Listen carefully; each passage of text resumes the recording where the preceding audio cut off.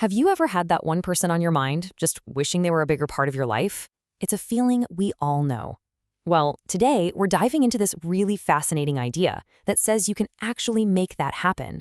We're talking about manifesting a specific person, and we're going to break down exactly what that means and how it's all supposed to work. I mean, let's be real. Who hasn't? It doesn't matter if it's an ex you're thinking about, a new crush, or just someone you feel a connection with. That pull, that desire to connect with one particular person, it's a super powerful and totally human feeling. But what if I told you there's this whole community out there full of teachers and people just like you who believe it's not only possible, but the key to it all is actually way simpler than you think? It literally all boils down to changing just one thing. And yep, you guessed it, that one thing is your own mind. That's it. So this isn't about casting spells or trying to control somebody, not at all. It's all about a really powerful shift that happens inside of you. You ready to see how?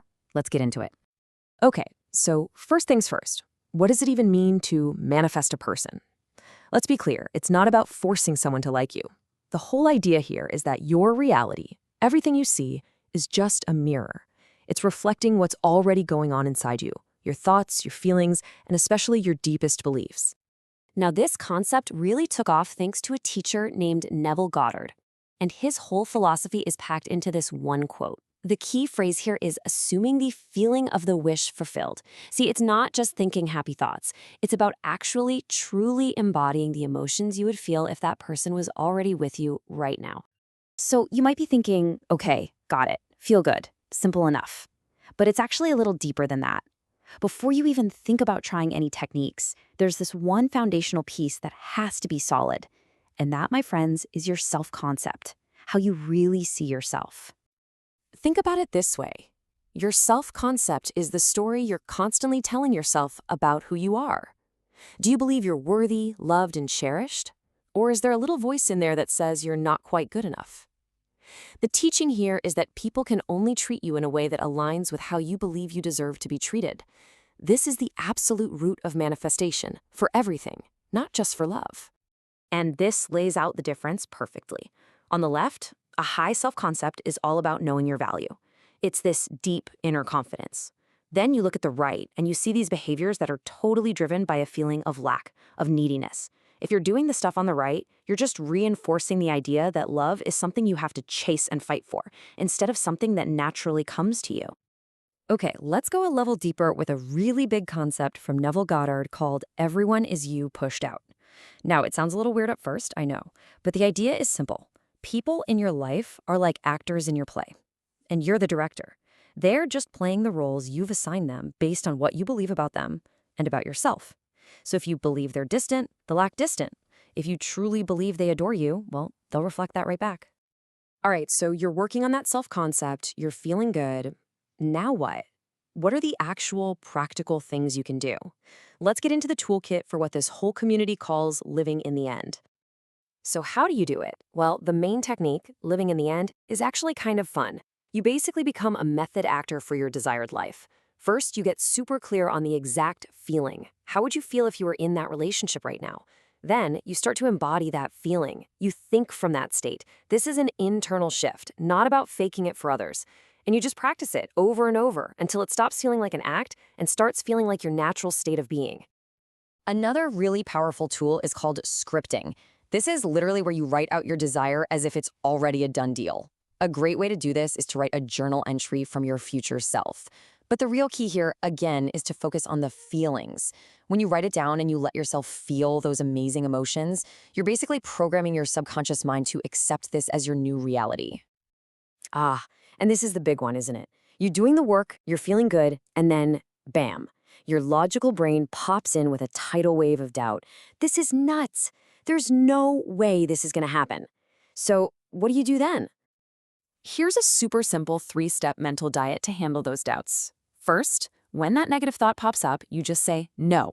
You don't argue with it, you don't fight it, you just refuse to entertain it. Second, you shift your focus out of your head and into your body. Take a deep breath, feel your feet on the floor. And third, you gently, intentionally redirect your focus back to your desired end result. Remember, you're the boss of your thoughts, not the other way around. Okay, so it's really important that we look at the whole picture here. Because while tons of people swear by this practice, there's another whole school of thought that says, hey, maybe don't try to manifest a specific person. Let's take a look at why they say that. So the arguments against it are actually really practical. First, you might actually get them, but realize they don't share your values or meet your real needs for a happy relationship. Second, it can be mentally exhausting trying to constantly revise someone's entire personality in your mind. And third, and this is a big one, by being so hyper-focused on one person, you might be accidentally closing the door on someone even better for you who's waiting to come in.